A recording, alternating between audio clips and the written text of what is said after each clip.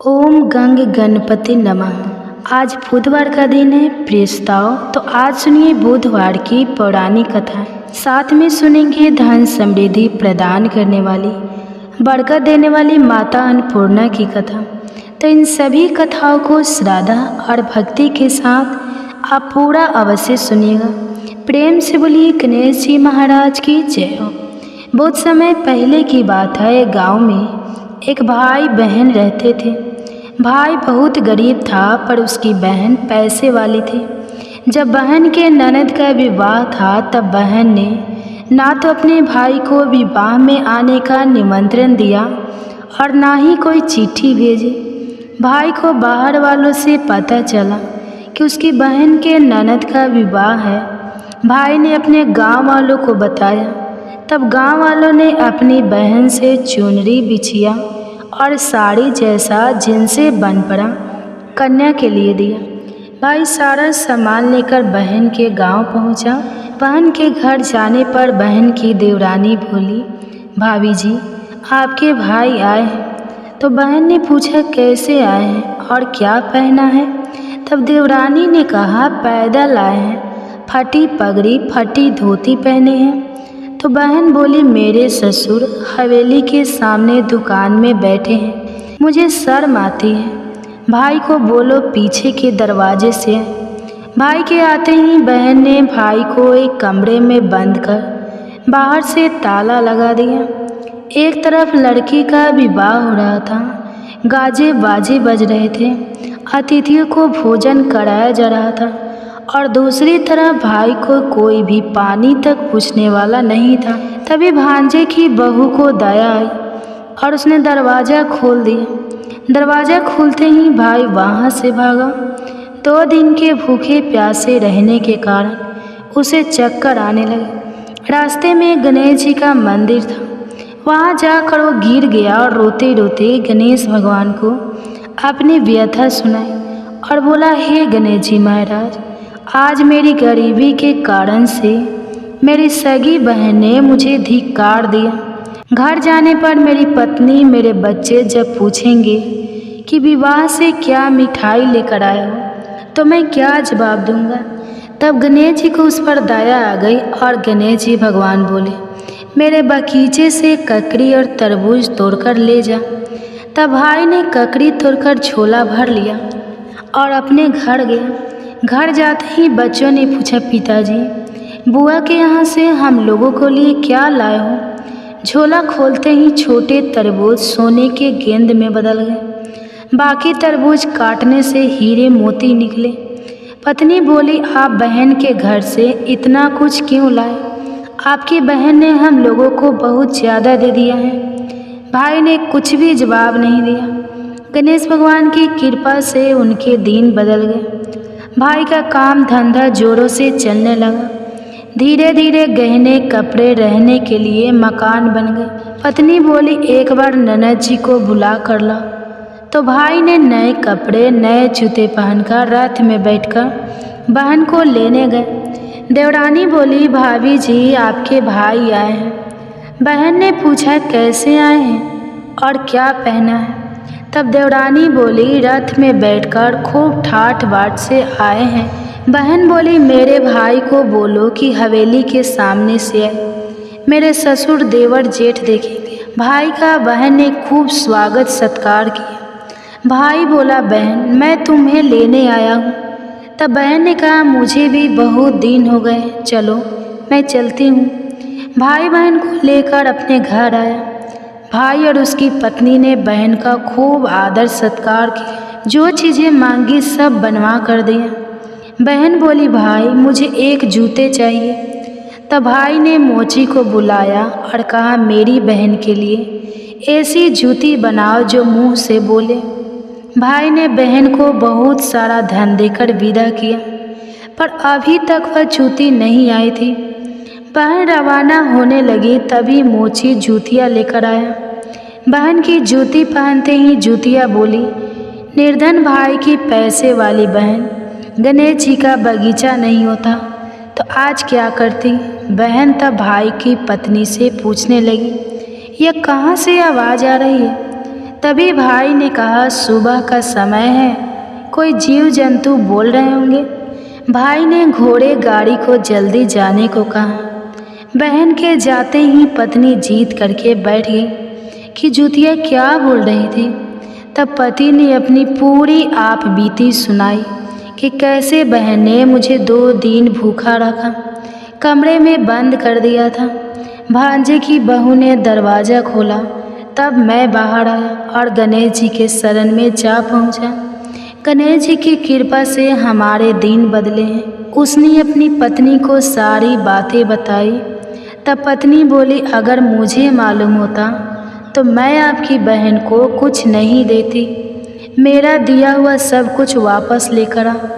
तब पति बोला, गणेश भगवान ने हमें सब दिया है, अगर वो मुझे भूखा प्यासा कमरे में बंद नहीं करती तो मैं गणेश भगवान के मंदिर में क्यों जाता? क्या मैं गणेश जी को अपना दुखड़ा सुनाता? तुम अपना मन मैला मत करो और अपने पर तो गणेश जी की कृपा है और किस चीज़ की कमी है। फिर दोनों गणेश जी के आगे झुककर प्रणाम करते हैं और जयकारा लगाते हैं, हे गणेश जी महाराज, जैसी कृपा अपने गरीब भाई पर की, वैसे ही अपने सभी भक्तों पर अपनी कृपा बनाए रखना। तो प्रेम से बोलिए गणेश जी महाराज की जय हो। आइए अब सुनते हैं गणेश जी महाराज की अगली पौराणिक कथा। एक बार देवी तुलसी विवाह हेतु वर ढूंढने के लिए तीर्थ यात्रा पर निकली थी और ढूंढते ढूंढते वह गंगा किनारे पहुंच गए। उस समय गणेश भगवान गंगा किनारे तप कर रहे थे। उन्हें देखते ही देवी तुलसी उन पर मोहित हो गई और उनके मन में गणेश भगवान से विवाह की इच्छा उत्पन्न हुई। फिर देवी तुलसी ने गणेश जी के पास जाकर उनका ध्यान भंग कर दिया। आंखें खोलने के बाद गणेश भगवान के सामने देवी तुलसी खड़ी थी, लेकिन सामने एक स्त्री है, इसलिए अपने क्रोध को नियंत्रण में रखकर गणेश भगवान ने पूछा, आप कौन हैं देवी, और मेरा ध्यान भंग करने का क्या कारण है? तो जवाब में देवी तुलसी ने अपने परिचय के साथ गणेश जी से विवाह की बात कर ली। उत्तर में गणेश भगवान जी बोले, देवी मैं ब्रह्मचारी हूँ, इस वजह से मैं विवाह नहीं कर सकता। अपने विवाह प्रस्ताव के लिए ना सुनने के बाद देवी तुलसी क्रोधित हो गई और उन्होंने गणेश जी को श्राप दिया कि उनका ब्रह्मचर्य टूटेगा और उनके 2 विवाह होंगे।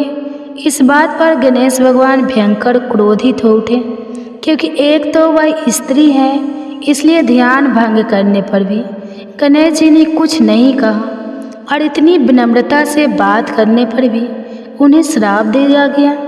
फिर गणेश जी ने भी देवी तुलसी को श्राप दे दिया कि तुम्हारा विवाह शंखचंड नाम के असुर के साथ होगा। एक देवी होकर भी उनका विवाह एक राक्षस से होगा। यह जानकर देवी तुलसी विचलित हो गई और विनायक जी से इस कठोर श्राप से मुक्ति दिलाने की क्षमा याचना करने लगे। फिर गणेश जी को तुलसी देवी पर दया आ गई। वे बोले कि मेरा श्राप तो बदल नहीं सकता, वह तो सच होकर ही रहेगा, लेकिन अगले जन्म में तुम एक पेड़ बनोगी और भगवान महाविष्णु जी को अत्यंत प्रिय होंगी। उनकी पूजा में भी तुम्हारा एक महत्वपूर्ण स्थान होगा और कलयुग के इंसानों को तुम मोक्ष का मार्ग दिखाओगी। लेकिन तुमने मेरा तप भंग किया है और मुझे ब्रह्मचारी होकर भी 2 विवाह का श्राप भी दिया है, इसलिए मेरी किसी भी प्रकार की पूजा में तुम निषिद्ध रहोगी। इस प्रकार देवी तुलसी गणेश भगवान की पूजा में निषिद्ध हो गई। तो प्रेम से बोलिए गणेश भगवान की जय। आइए सुनते हैं गणेश जी के विवाह की कथा। भगवान गणेश का मुख हाथी का है और एक दांत भी टूटा हुआ है। इन्हीं 2 कारणों की वजह से उनका विवाह नहीं हो पा रहा था। इस बात से गणेश जी महाराज अक्सर नाराज रहा करते थे। एक दिन एक देवता के आग्रह पर विनायक जी उसके विवाह में अपनी उपस्थिति दर्शाने गए।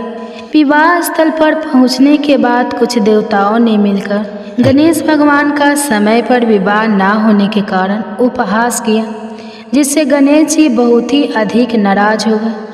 उसी दिन उन्होंने ठान लिया कि जब तक मेरा विवाह नहीं होगा तब तक मैं किसी भी देवता का विवाह नहीं होने दूंगा। गणेश भगवान के पास विवाह और अन्य संदेश लाने का काम उनके प्रिय वाहन मूषक राज करते थे। अब मूषक राज जब भी किसी देवता के विवाह का समाचार लाते, तब गणेश जी उसे आदेश देते और मूषक राज अपनी सेना के साथ जाकर उस विवाह के मंडप को गिराकर तहस नहस कर देते और बरातियों को भी भगा देते। इस तरह गणेश जी और मूषक राज की मिली भगत की वजह से किसी भी देवता का विवाह नहीं हो पा रहा था।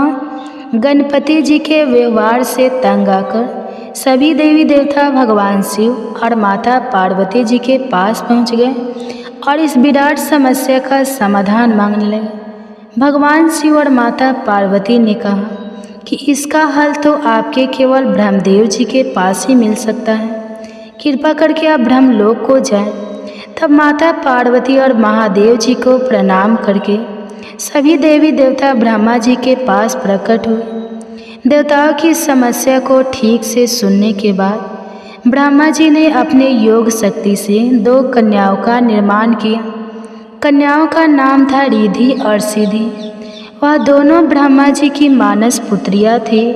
उन्हें लेकर ब्रह्मा जी गणेश महाराज के पास गए और उनसे अपनी पुत्रियों को ज्ञान और शिक्षा प्रदान करने का निवेदन करने लगे।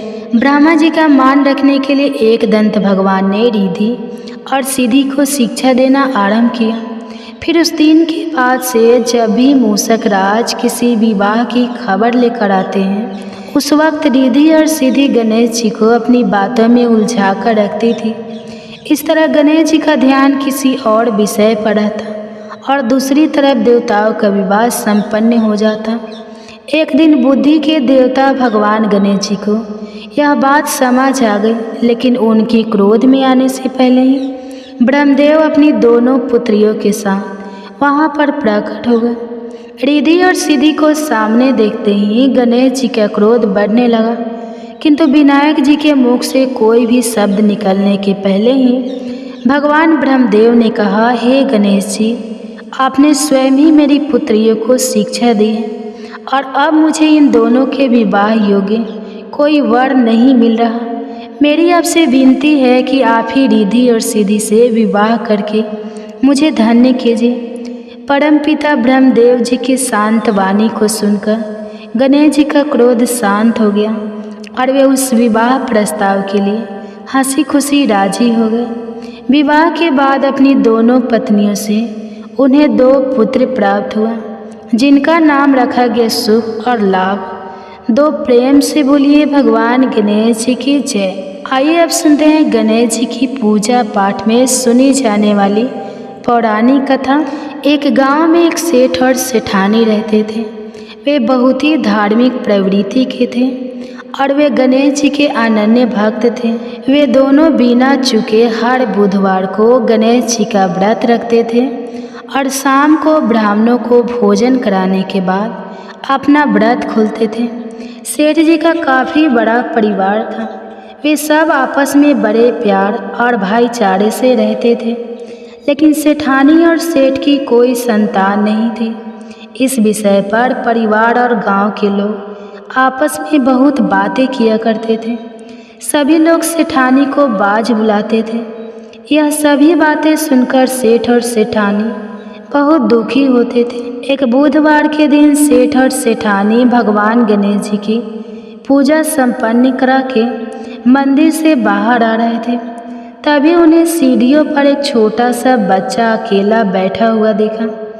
बालक को देखते ही दोनों उसके पास गए और पूछा कि तुम्हारे माता पिता कहाँ हैं। लेकिन बच्चे ने अभी तक ठीक से बोलना नहीं सीखा था, इसलिए वह बोल ही नहीं पाया।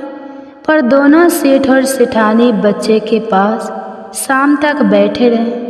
तब तक पंडित जी और सेठ जी और उनके नौकरों ने आसपास जाकर बच्चे के माता पिता को खोजने की कोशिश की, लेकिन उन्हें बच्चे के माता पिता या बच्चे खोने की कोई खबर ही ना मिली। फिर पंडित जी ने सेठ और सेठानी को वह बच्चा अपने घर ले जाने के लिए कह दिया। साथ में यह भी कहा कि अगर बच्चे के माता पिता यहाँ पर आते हैं तो मैं स्वयं उनके आपके पास ले आऊँगा। तब सेठ और सेठानी की खुशी का ठिकाना नहीं रहा। वे दोनों खुशी खुशी उस नन्हे बालक को अपने साथ घर ले गए। सेठानी ने बच्चे का नाम अपने आराध्य भगवान श्री गणेश जी के नाम पर रख दिया, गणेश रख दिया, और बड़े ही प्यार और दुलार से उसका पालन और पोषण करने लगे। कुछ दिनों के बाद उसी गांव में एक ठग पति पत्नी आए। उनका इरादा गांव के सबसे अमीर आदमियों को ठगने का था। वे दोनों ठग गणेश मंदिर की सीढ़ियां पर बैठकर सोच विचार कर रहे थे।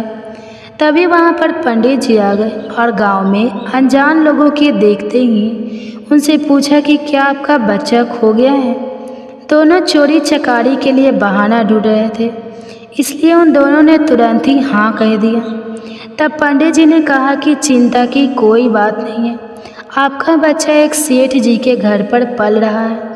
पंडित जी उन दोनों ठग को सेठ जी के घर पर ले गए। गणेश के माता पिता आ गए। यह खबर सुनकर सेठ और सेठानी बहुत दुखी हुए। सेठ जी ने उन दोनों पति और पत्नी को एक रात के लिए अपने अतिथि गृह में ठहराया। अब वह दोनों ठग सिर्फ मौके की फिराक में ही थे। उसी रात सभी लोग सो जाने के बाद वे ठग एक एक करके सभी कमरों की तलाशी करने लगे। फिर वे दोनों तिजोरी वाले कमरे में पहुंच गए। छानबीन के वक्त होने वाली मोटी छोटी आवाज़ों से सेठ जी का एक नौकर जग गया और आवाज़ की दिशा में तिजोरी वाले कमरे के नज़दीक आ गया। उसने चुपके से अंदर जब झांक कर देखा तो दोनों ही मेहमान कीमती सामान चुरा रहे थे। नौकरों ने यह देखते ही धीरे से उस कमरे के बाहर की कुंडी लगा दी और चोर चोर बोलकर पूरे घर में हल्ला मचा दिया। शोरगुल की आवाज़ सुनते ही घर के सभी लोग इकट्ठा हो गए। तब सेठ जी ने उन दोनों चोर पति पत्नी को कमरे से बाहर निकाला और सुबह ही पंचायत में हाजिर कर दिया। सेठ जी ने सरपंच जी को पूरा मसला बताया और कहा कि यह दोनों तो चोर हैं, अब हम पुत्र गणेश को इन दोनों को नहीं देंगे।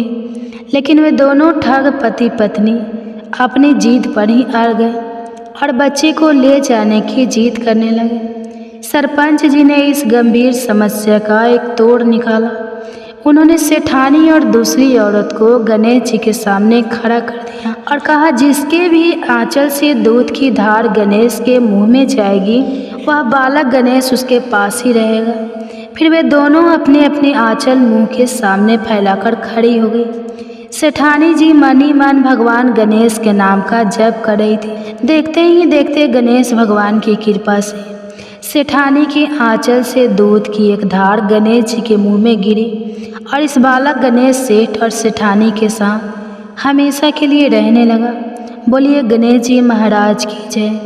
अब आप सुनिए भगवान गणेश की यह दूसरी कथा। बहुत समय पहले की बात है। एक दिन गणेश जी धरती पर सैर कर रहे थे। सैर करते करते वे एक अनाज के खेत में पहुंच गए और भूख लगने के कारण उन्होंने उस खेत में से अनाज के दाने तोड़कर खा लिए। वह खेत सेठ धनीराम जी का था। कुछ समय बाद गणेश जी को अपने किए पर पछतावा होने लगा, क्योंकि उन्होंने सेठ जी को बिना पूछे ही उस खेत से अनाज चुरा लिया था। फिर गणेश जी ने सोचा कि अपने किए बुरे कर्म का प्रायश्चित तो करना ही पड़ेगा। इसलिए उन्होंने सेठ जी के यहाँ 12 साल के लिए नौकरी करने की ठान ली। उसके बाद अगले दिन सुबह विनायक जी एक 13-14 साल के एक लड़के के रूप में नौकरी मांगने के लिए धनीराम सेठ जी के घर पहुंच गए और उन्होंने सेठ जी को अपना नाम गणेश बताया। विनायक भगवान की बुद्धिमानी की परीक्षा लेने के बाद सेठ जी ने खुशी खुशी उसे नौकरी दे दी। अब गणेश भगवान एक सामान्य मानव के रूप में सेठ जी के घर पर ही रहने लगे। एक दिन सेठ जी की पत्नी शाम के समय घर का काम खत्म करने के बाद राख से हाथ धोने जा रही थी। यह देखकर गणेश जी ने सेठानी जी के हाथ पकड़कर जबरदस्ती मिट्टी से हाथ धुलवा दिए। गणेश जी की इस हरकत से सेठानी जी बहुत गुस्सा हुई और उन्होंने सेठ जी के कमरे में जाकर गणेश की शिकायत कर दी। सेठानी की सब बातें सुनने के बाद सेठ धनीराम ने गणेश को बुलाया और इस हरकत का कारण पूछा। तब गणेश जी बोले कि सेठानी शाम के समय राख से हाथ धो रही थी और ऐसा करने से घर की लक्ष्मी नाराज होती है, इसलिए मैंने उनके हाथ मिट्टी से धुलवा दिए। इससे घर पर माता लक्ष्मी की कृपा बनी रहेगी। यह सब सुनकर सेठ जी ने सोचा कि गणेश जी की सोच तो बहुत अच्छी है। इसके कुछ दिनों के बाद कुंभ मेले का शुभ अवसर आया। तब सेठ जी ने गणेश को बुलाया और कहा कि सेठानी जी को कुंभ मेले में स्नान कराला। तब सेठानी और गणेश स्नान के लिए मेले में पहुँचे। वहाँ पहुँचने के बाद सेठानी जी नदी के किनारे बैठकर नहाने लगी। उन्हें ऐसा करते देखकर गणेश दौड़ कर आए और सेठानी जी के दोनों हाथ पकड़कर उन्हें नदी के अंदर लेकर गए। उनसे पानी में डुबकी लगवाई और फिर किनारे पर ले आए। अब गणेश जी इस हरकत से तो सेठानी को बहुत गुस्सा आया। सेठानी जी घर आते आते पूरे रास्ते गणेश को ताने मारने लगी, लेकिन गणेश भगवान सब कुछ शांति से सुन रहे थे।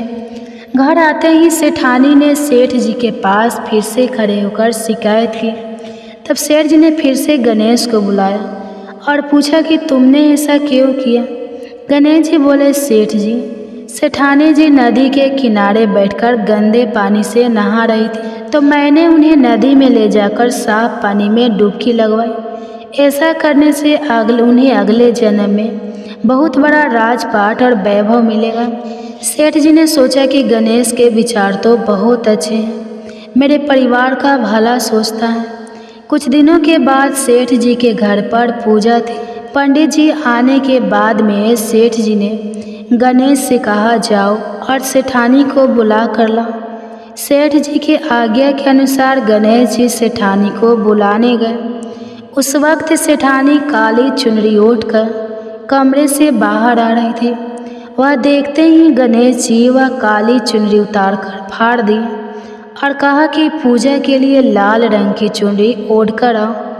अब सेठानी जी गणेश जी पर बहुत नाराज हुई और उन पर चिल्लाने लगी। इस आवाज़ को सुनकर सेठ जी वहाँ पर भागते हुए आए और पूछा कि क्या हुआ। तब सेठानी ने बोला कि गणेश जी ने मेरी चुनरी फाड़ दी। फिर सेठ जी ने भी गणेश को बहुत डांटा। जवाब में गणेश जी ने कहा कि सेठ की पूजा में कभी भी काला वस्त्र नहीं पहनते, इससे शुभ काम सफल नहीं होते, इसलिए मैंने ऐसा किया। सेठ जी ने सोचा कि गणेश तो बहुत समझदार है। इसी तरह लीला रचाते हुए उसी घर में गणेश जी के 12 साल बीत गए। फिर एक दिन सेठ जी ने नया कारोबार शुरू करने से पहले घर में पूजा रखी थी। पूजा करते करते सेठ जी को याद आया कि पूजा की सामग्री में गणेश भगवान की मूर्ति तो है ही नहीं। तब उन्होंने अपने नौकर गणेश को पूजा घर से भगवान विनायक जी की मूर्ति लाने के लिए कहा। तब गणेश बोला कि मुझे ही मूर्ति समझकर आप पूजा में विराजमान कीजिए, आपके सारे शुभ काम सफल हो जाएंगे। इस बात को सुनकर सेठ जी को गुस्सा आया और वे बोले, गणेश, तुम अब तक सेठानी से मजाक करते थे, अब मुझसे भी करने लगे हो। तब उत्तर में गणेश जी ने मुस्कुराते हुए सेठ जी से कहा कि मैं मजाक नहीं कर रहा, मैं सत्य कह रहा हूँ। इतना कहने के बाद नौकर गणेश ने अपना असली भगवान स्वरूप धारण कर लिया। साक्षात भगवान श्री गणेश को सामने देखते ही सेठ और सेठानी उनके चरणों में लीन हो गए और उन्होंने अपनी पूजा संपन्न की। इसके बाद गणेश जी देखते ही देखते अंतर्ध्यान हो गए। बाद में सेठ और सेठानी को बहुत पछतावा होने लगा कि स्वयं भगवान हमारे घर नौकरी कर रहे थे और हमने उनके साथ कितना बुरा व्यवहार किया, उनसे बहुत सारा काम कराया। यह सोच सोचकर दोनों दुखी रहने लगे। फिर उसी रात सेठ और सेठानी के सपने में भगवान गणेश प्रकट हुए और उन्हें समझाया कि मैंने 12 साल पहले तुम्हारे खेत से अनाज के दाने बिना पूछे तोड़ लिए थे और उसी कर्म का दोष दूर करने के लिए मैं 12 साल से तुम्हारे घर नौकरी किया। धनीराम सेठ जी के जीवन की काया पलट हो गई। गणेश जी जैसी माया अपने धनीराम सेठ जी पर की, वैसी ही माया इस कहानी को पढ़ने वाले, सुनने वाले हर एक व्यक्ति पर करना। कथा अधूरी हो तो इसे पूरी करना, और हमसे कोई गलती हुई हो तो उसे क्षमा करना। प्रेम से बोलिए भगवान गणपति जी की जय। आइए अब सुनते हैं धन समृद्धि प्रदान करने वाली, घर में बरकत लाने वाली माता अन्नपूर्णा की बड़ी ही दुर्लभ कथा। इस कथा को श्रद्धा और भक्ति के साथ पूरा अवश्य सुनिएगा। पौराणिक कथा के अनुसार एक समय की बात है, काशी निवासी धनंजय की पत्नी का नाम सुलक्षणा था। उसे अन्य सब सुख प्राप्त थे, केवल निर्धनता ही उसके दुख का कारण था। यह दुख उसे हर समय सताता रहता था। एक दिन सुलक्षणा अपने पति से बोली, स्वामी आप कुछ उद्यम करो तो काम चले, इस प्रकार कब तक काम चलेगा।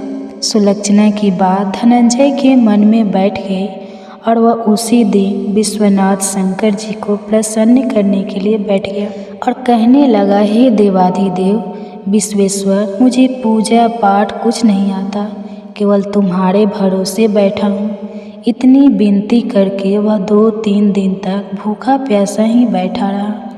यह देखकर भगवान शंकर ने उसके कान में अन्नपूर्णा 3 बार कहा। यह कौन क्या कह गया, इसी सोच में धनंजय रह गया कि मंदिर में आते ब्राह्मणों को देखकर वह पूछने लगा, पंडित जी अन्नपूर्णा कौन है। तब ब्राह्मणों ने उसे कहा कि तूने अन्न छोड़ दिया है, सो तू अन्न की ही बात करता है, जा घर जाकर अन्न ग्रहण कर।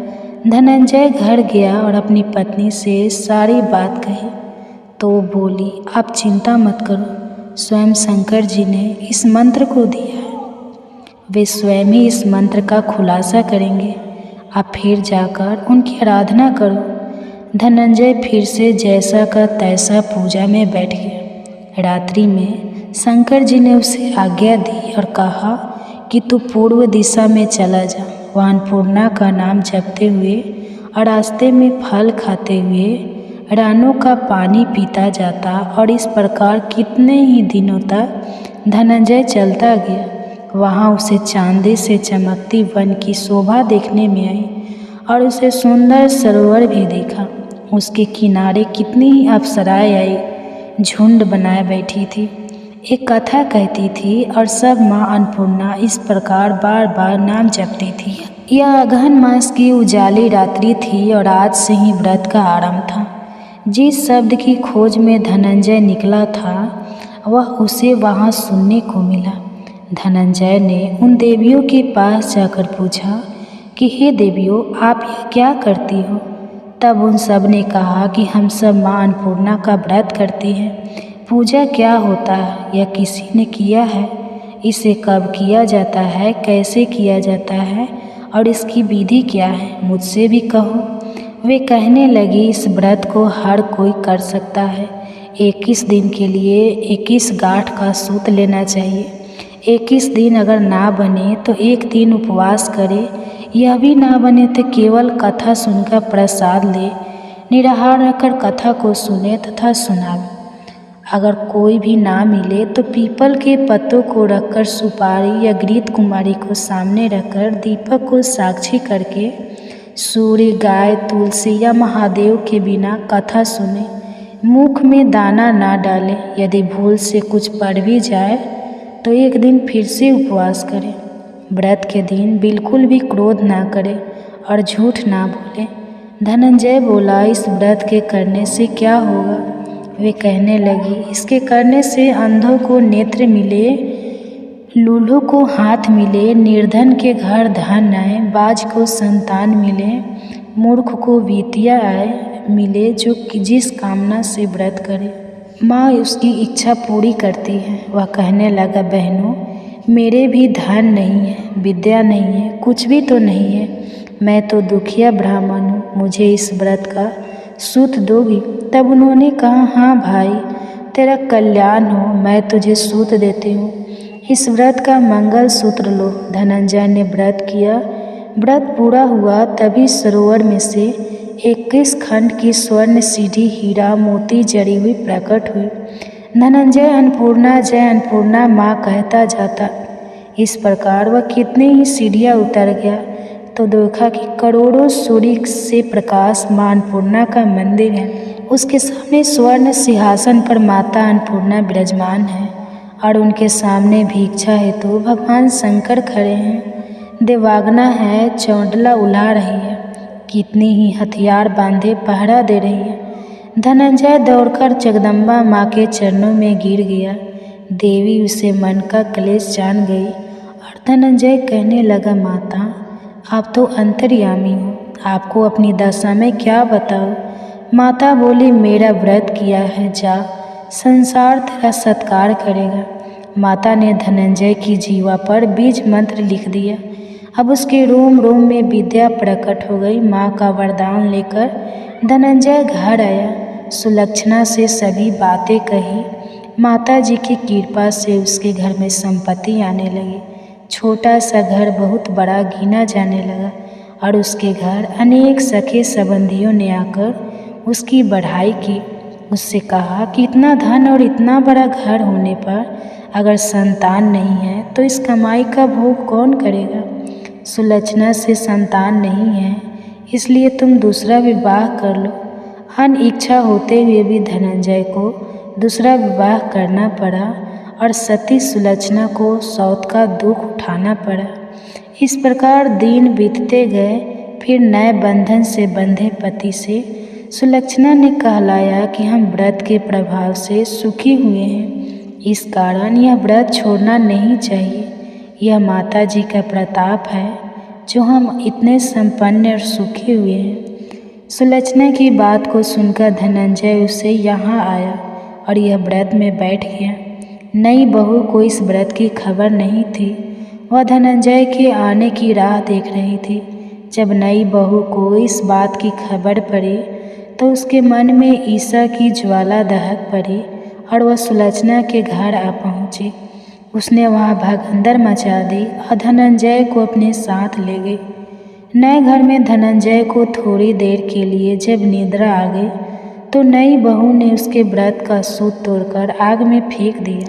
अब तो माता जी का कोप जाग गया और घर में अकस्मात हो गया। सब जलकर खाक हो गया। सुलक्षणा जान गई और पति को फिर अपने घर ले आई।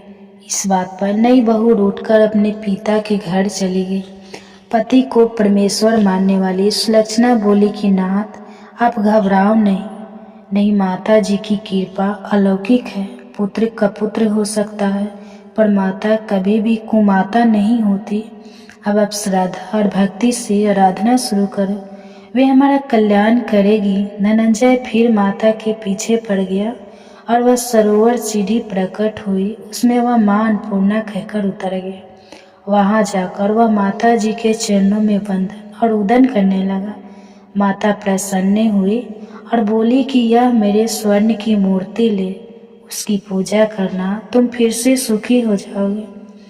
तुम्हें आशीर्वाद देती हूँ। तेरी स्त्री सुलक्षणा ने श्रद्धा से मेरा व्रत किया है, उसे मैंने पुत्र दिया है।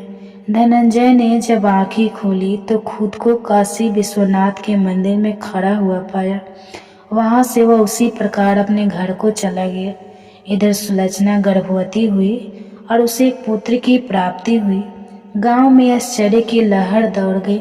मान्यता आने लगी कि इस प्रकार उसी गांव के निसंतान सेठ के पुत्र होने पर उसने माता अन्नपूर्णा का मंदिर बनवा दिया। उससे माता जी धूमधाम से पधारी और धनंजय को मंदिर के आश्चर्य का पद दे दिया। जीविका के लिए मंदिर की दक्षिणा और रहने के लिए बड़ा ही सुंदर सा भवन दे दिया। धनंजय अपनी स्त्री और पुत्र से सहित वहां रहने लगा। माता जी के चढ़ावा में उसकी भरपूर आमदनी होने लगी। उधर नई बहू के पिता के घर डाका पड़ गया और उनका सब कुछ लूट गया। वे भीख मांगकर पेट भरने लगे। जब सुलक्षणा को इस बात का पता लगा तो उसने उन्हें बुलवा भेजा। फिर सुलक्षणा ने उनको एक अलग घर में रख लिया और उनके अन्न और वस्त्र का प्रबंध भी कर दिया। धनंजय, सुलक्षणा और उसका पुत्र माता जी की कृपा से आनंद से रहने लगे। माता जी ने जैसे उनके भंडार भरे वैसे ही सबके भंडार भरे। तो प्रेम से बोलिए माँ अन्नपूर्णा की जय। अब आइए सुनते हैं धन समृद्धि प्रदान करने वाली, घर में बरकत लाने वाली माता लक्ष्मी की बड़ी ही पावन कथा। तो प्रेम से बोलिए गणेश भगवान की जय। आइए अब सुनते हैं माँ लक्ष्मी जी की कथा। इस कथा को सुनने से घर में धन वैभव की प्राप्ति होती है और सुख सौभाग्य बना रहता है।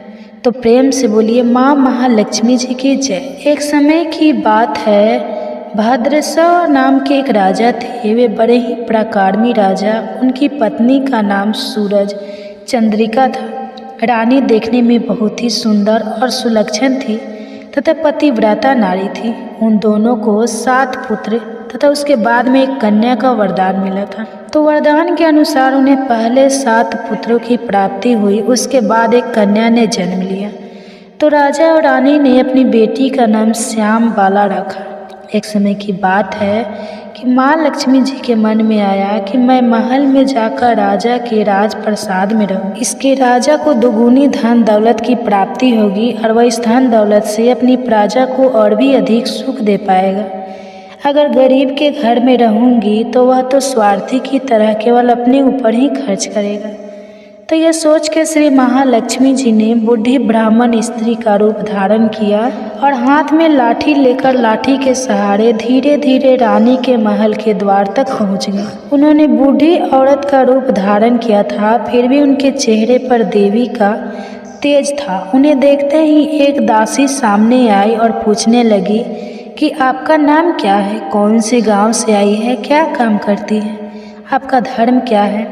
तो वृद्ध ब्राह्मण का रूप धारी लक्ष्मी माता ने कहा कि बेटी मेरा नाम कमला है, मेरे पति का नाम भुवनेश्वर है, हम द्वारिका में रहते हैं। तुम्हारी रानी पिछले जन्म में एक वैश्य की पत्नी थी। वह वैश्य गरीब था। दरिद्रता के कारण इनके घर में रोजाना झगड़े होते थे। उसका पति उसे रोज मारता था। इन्हीं बातों से तंग आकर वह घर छोड़कर चली गई और वन में खाली पेट भटकने लगी। मुझे इसकी दुर्दशा पर दया आ गई और मैंने उसे सुख संपत्ति देने वाली श्री महालक्ष्मी जी की कथा सुनाई थी। मेरे कहने पर उसने श्री महालक्ष्मी जी का व्रत किया था, जिससे लक्ष्मी माता प्रसन्न हुई और इसकी गरीबी दूर हो गई। उसका घर धन दौलत संपत्ति से भर गया। बाद में पति और पत्नी अपने जीवन में सारे सुखों का भोग करते हुए परलोक को चले गए। लक्ष्मी व्रत के कारण वे पहले लक्ष्मी लोक में रहे। उन्होंने जितने साल महालक्ष्मी जी का व्रत किया था उतने हजारों सालों तक उन्हें वहाँ पर सुख भोगना। उसके बाद तुम्हारी रानी का जन्म राजा घराने में हुआ है, परंतु वह तो श्री महालक्ष्मी जी का व्रत करना भूल गई है। उसे मैं याद दिलाने आई हूँ। तो बूढ़िया माई की बात सुनकर दासी ने उन्हें प्रणाम किया तथा श्री महालक्ष्मी का व्रत किस तरह किया जाता है इसके बारे में पूछा। तो महालक्ष्मी जी ने दासी को पूजा की विधि और व्रत की महिमा बताई। इसके बाद वह दासी माता को प्रणाम करके रानी को यह बताने के लिए अंदर चली गई। लेकिन राज वैभव में रहते हुए रानी को अपने ऐश्वर्य का बहुत घमंड था। संपत्ति तथा अधिकार की वजह से वह उन्मत्त हो गई थी।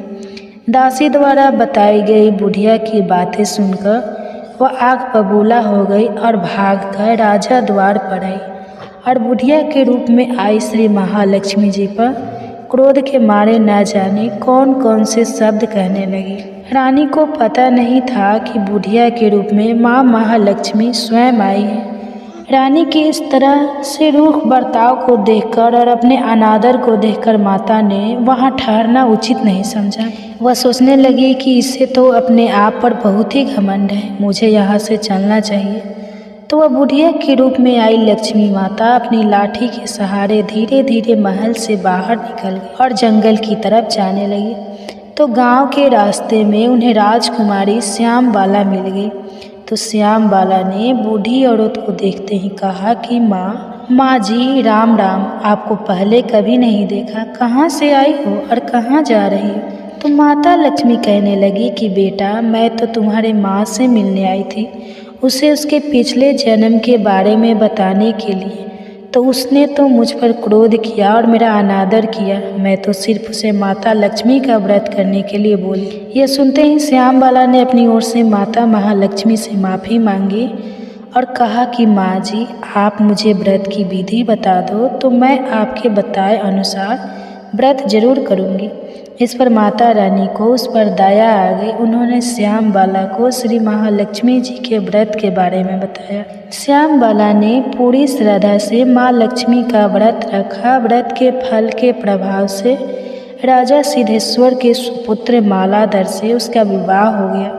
वह धन दौलत ऐश्वर्य वैभव से माला माल होकर और पति के साथ ससुराल में आनंद से रहने लगी। इधर रानी पर महालक्ष्मी जी का प्रकोप हुआ। प्रकोप के कारण राजा भद्रसवा का राज्य और सारा कारोबार नष्ट हो गया।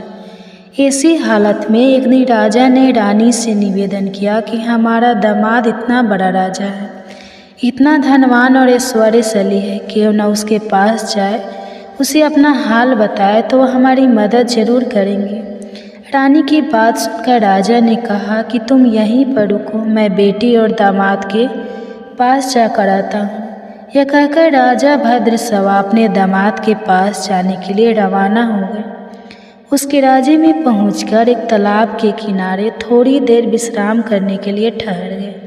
उसी तालाब से पानी लेने आने जाने वाली दासियां ने उन्हें देखा तो उन्होंने बड़ी ही विनम्रतापूर्वक पूछा कि आप कौन हैं। तो उन्हें मालूम हुआ कि वो तो रानी श्यामबाला के पिता हैं। वे दौड़ती हुई रानी श्यामबाला के पास गई और सारी बात बताई। तो रानी ने दासी के हाथ राज परिधान भोजन बड़े ठाठ से स्वागत और आदर सत्कार करके अपने पिताजी को बुलाया और खूब खातिरदारी की। 2-4 दिन रुकने के बाद में जब राजा भद्रसवा लौटने लगी तो उनकी बेटी ने सोने की मोहरों से भरा हुआ घड़ा दिया। जब राजा भद्रसवा पर लौट आया तो उन्हें देखकर रानी सूरज चंद्रिका बहुत ही खुश हुई कि फटे पुराने कपड़े पहनकर गए थे और राजा के परिधान में वापस आए हैं तो बेटी ने खूब सारा धन दिया होगा। फिर राजा ने वह घड़ा अपनी पत्नी सूरज चंद्रिका को दे दिया। जैसे ही उसने घड़े को खोला तो वह कहने लगी कि हाय राम, हे भगवान, इस घड़े में तो कोयले भरे हुए हैं, पर यह तो सब महालक्ष्मी जी के प्रकोप से हुआ था। रानी को बहुत गुस्सा आया। वह सोचने लगी कि मेरी बेटी को धन का घमंड हो गया है और उसने हमारा अपमान किया है। इस बार वह स्वयं अपनी कन्या के पास गई। उस दिन श्यामबाला ने माँ लक्ष्मी का व्रत रखा था। अपनी माँ को आया देखकर वह बहुत खुश हुई और अपनी माँ से भी महालक्ष्मी का व्रत करवाया। व्रत और पूजा पाठ करने के बाद में रानी अपने घर आ गई। व्रत रखने से रानी को बड़ा ही सुकून महसूस हुआ। रानी भी नियम से लक्ष्मी माता के व्रत को रखने लगी। तो महालक्ष्मी के व्रत को रखने से उसे फिर से राजपाट धन दौलत ऐश्वर्य प्राप्त हुआ। वह सुख शांति और आनंद में जीवन बिताने लगी। कुछ दिनों के बाद में राजकन्या श्यामबाला अपने पिता के घर आई तो उसे घर आया देखकर सूरज चंद्रिका को पुरानी बातें याद आ गई। वह सोचने लगी कि बेटी तो जरूर है, पर इसने अपने पिताजी को कोयले से भरा हुआ घड़ा दिया था। बुरे वक्त में हमारे काम नहीं आया। आज भगवान की कृपा से मेरे तो खूब धन धाने हैं। इस तरह पुरानी बातों को याद करती हुई सूरज चंद्रिका ने अपनी बेटी के घर आने पर कोई खुशी जाहिर नहीं की। श्यामबाला को अपने पिता के घर पर कोई मान सम्मान भी नहीं मिला, बल्कि उसका अनादर हुआ। उसने इस बात का बुरा नहीं माना। वह कुछ दिन मायके में रही और फिर ससुराल के लिए जाने लगी तो उसकी माँ ने उसे कुछ नहीं दिया। उसने वहाँ से थोड़ा सा नमक लिया और अपने पल्लू में बांध लिया और वह अपने ससुराल को लौटे। श्यामबाला को आया देखकर उसके पति ने पूछा कि श्यामबाला, मायके जाकर आई हो, क्या लेकर आई है? तो उसने जवाब दिया कि मैं तो वहाँ बहुत सारे धन लाई हूँ। तो पति ने पूछा कि इसका मतलब क्या है? तो श्यामबाला ने कहा कि थोड़ा धीरज रखो, सब कुछ मालूम हो जाएगा। उस दिन श्यामबाला ने सारा भोजन बनाया तो उसमें नमक नहीं डाला और अपने पति को भोजन परोस दिया। पति ने जब भोजन चखा तो सारा खाना बिना नमक की था। उसमें कोई भी स्वाद नहीं था। तो उसने श्याम बाला से कहा कि आज तुमने ऐसा कैसा भोजन बनाया, इसमें तो कोई भी स्वाद नहीं है। तो अपने पति की बात सुनकर श्याम बाला ने अपनी चुनरी के पल्ले के लगाई हुई गांठ खोलकर उसमें से नमक डाल दिया, जिससे सारा भोजन स्वादिष्ट हो गया। अब उसके पति ने कहा कि भोजन अब स्वादिष्ट हो गया है, आपने बिना नमक के भोजन क्यों बनाया? तो श्याम बाला बोली कि स्वामी, यही है मायके से लाया हुआ सारा। श्याम बाला कितना कहते ही उसके पति को सारी बात समझ में आ गई। फिर दोनों हंसने लगे और साथ साथ भोजन करने लगे।